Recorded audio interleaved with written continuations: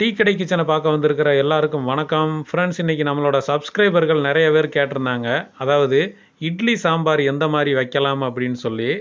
So அவங்களுக்காகவும் உங்களுக்காகவும் தான் இன்றைக்கி வீடியோ. அதாவது ரொம்ப குயிக்காக நம்ம இட்லி சாம்பார் எந்த மாதிரி ரெடி பண்ணலாம் அப்படின்னு சொல்லி தான் பார்க்க போகிறோம்.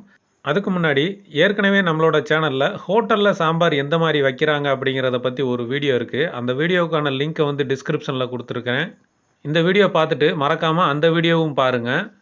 இப்போ சாதாரணமாக நம்ம வீட்டுக்கு யாராவது கெஸ்ட்டு வந்துட்டாங்க அப்படின்னா அவங்களுக்கு டிஃபன் ஐட்டம் ஏதாவது பண்ணி சாம்பார் இந்த மாதிரி ரெடி பண்ணுறதுக்கு கொஞ்சம் கஷ்டமாக இருக்கும் அப்படிங்கிறத விட கொஞ்சம் நேரம் அதிகமாக எடுக்கும். ஆனால் அந்த மாதிரி நேரங்களில் ரொம்ப குயிக்காக நீங்கள் ஒரு 10 நிமிஷத்தில் இந்த சாம்பாரை வந்து ரெடி பண்ணிடலாம்.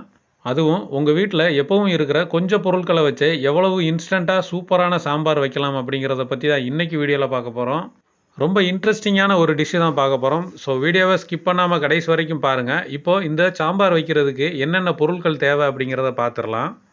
இந்த சாம்பார் பண்ணுறதுக்கு 3 தக்காளி எடுத்து வெட்டி வச்சுருக்குறோம். அதோட கொஞ்சம் பூண்டு எடுத்து உரித்து வச்சாச்சு. 3 மிளகாயை லைட்டாக கீறி வச்சுருக்குறோம்.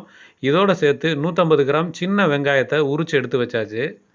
அடுத்ததாக நம்ம எடுத்து வச்ச தக்காளி, வெங்காயம், மிளகாய், பூண்டு இது எல்லாத்தையுமே வந்து ஒரு மிக்சி ஜாரில் சேர்த்துக்கிடுவோம். இதோட ஒரு 1/2 டீஸ்பூன் மஞ்சள் பொடி சேர்த்துக்கிடுவோம்.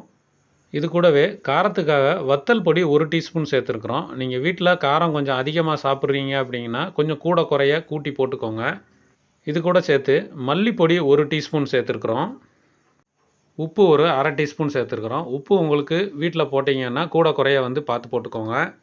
இப்போ இந்த மாதிரி இன்ஸ்டன்ட் சாம்பார், அதாவது உடனடியாக வைக்கிற இந்த சாம்பார் பண்ணுறதுக்கு ஒரு சிலர் கடலை மாவு போடுவாங்க. ஆனால் நம்ம வந்து கடலை மாவு போடலை. அதுக்கு பதிலாக பொட்டுக்கடலை ஒரு 50 கிராம் எடுத்து அதை மிக்சியில் நல்லா பொடி பண்ணி வச்சுருக்குறோம். இந்த பொட்டுக்கடலை மாவு பண்ணதை அப்படியே இதில் சேர்த்துக்கிறோம். கிட்டத்தட்ட 50 கிராம் அளவுக்கு நம்ம சேர்த்துருக்குறோம் இதில்.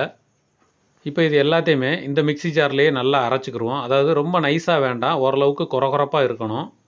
இப்போ நம்ம அரைச்ச இதை எல்லாத்தையும் அப்படியே குக்கரில் போட்டுக்கிறோம். குக்கரில் போட்டுட்டு எக்ஸ்ட்ராவாக ஒரு 3/4 லிட்டர் தண்ணி எடுத்து நம்ம அரைச்ச அந்த ஜார்லேயே ஊற்றி அதை லேசாக அலசி அப்படியே இந்த தண்ணியை சேர்த்துக்குருவோம். இந்தளவுக்கு தண்ணி வச்சாலே போதுமானது. இப்போ இந்தளவுக்கு தண்ணி சேர்த்ததுக்கப்புறம் இதுக்கு குக்கருக்கு மூடியை போட்டு மூடி ஒரு 2 விசில் வர்ற அளவுக்கு அடுப்பில் வச்சுருவோம்.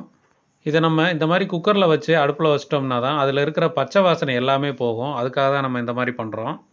இப்போ குக்கரில் வச்ச 2-3 நிமிஷத்துலேயே நல்லா விசில் அடித்து வந்துருச்சு. இப்போ குக்கரை விட்டு இறக்கி அந்த ஏரெல்லாம் போனதுக்கப்புறம் ஓப்பன் பண்ணி பார்த்தோம். அந்த பச்சை வாசனை சுத்தமாக இல்லை. அடுத்ததாக இதுக்கு நம்ம தாளித்து போடணும். வாணலியில் ஒரு 2 ஸ்பூன் அளவுக்கு எண்ணெய் ஊற்றிருக்கிறோம். இப்போ இந்த எண்ணெயிலேயே ஒரு 1/4 டீஸ்பூன் வெந்தயம், ஒரு 1/2 டீஸ்பூன் கடுகு உளுந்தம்பருப்பு, 1/2 டீஸ்பூன் சீரகம், அதோடு சேர்த்து 2 காஞ்ச மிளகாய் எடுத்து நல்லா பிச்சு உள்ளே சேர்த்துக்கலாம். இதோட ஒரு சின்ன வெங்காயத்தை எடுத்து கொஞ்சம் கொஞ்சமாக வெட்டி அதையும் இதில் சேர்த்துக்கிடுவோம். இப்போ நம்ம சேர்த்த கடுகு லேசாக பொரிஞ்சு வந்ததுக்கப்புறம் கருவேப்பிலை எடுத்து நம்ம வந்து உள்ளே சேர்த்துக்கலாம். இப்போ நம்ம கருவேப்பிலை சேர்த்து கொஞ்சம் நேரத்துலேயே நல்லா பொரிஞ்சு வந்துடும். அதுக்கு அடுத்ததாக நம்ம இறக்கி வச்ச அந்த சாம்பாரை எடுத்து இந்த பாத்திரத்திலேயே நம்ம ஊற்றி அப்படியே கிண்டி விட்டுக்கலாம். இந்த சாம்பார் ஊற்றி ஒரு நிமிஷம் வரைக்கும் வெயிட் பண்ணுவோம். லேசாக கொதிச்சு வரணும். கொதிச்சு வரும்போது கொஞ்சம் மல்லித்தலை எடுத்து லேசாக பிச்சு அப்படியே மேலே போட்டு நல்லா கிண்டி விட்டு அப்படியே இறக்கி வச்சிடலாம். இப்போ பாருங்கள், நமக்கு ஒரு சூப்பரான இன்ஸ்டண்ட்டான சாம்பார் ரெடி ஆயிடுச்சு. இதோட டேஸ்ட்டு அவ்வளவு அருமையாக இருந்தது. இன்னொரு முக்கியமான விஷயம், இந்த சாம்பார் பண்ணுறதுக்கு நமக்கு 5லேருந்து 10 நிமிஷத்துக்குள்ளேயே வந்து ஈஸியாக வந்து பண்ணி முடிச்சிடலாம். நல்ல சூடான இட்லி எடுத்து வச்சு அதுக்கு மேலே நம்ம ரெடி பண்ணி வச்சு அந்த சாம்பாரை கொஞ்சமாக ஊற்றி கொஞ்சம் தேங்காய் சட்னியை சைடிஷாக எடுத்து வச்சு அப்படியே பிச்சு சாப்பிட்டு பார்த்தோம்னா டேஸ்ட்டு சும்மா அட்டகாசமாக இருக்கும்.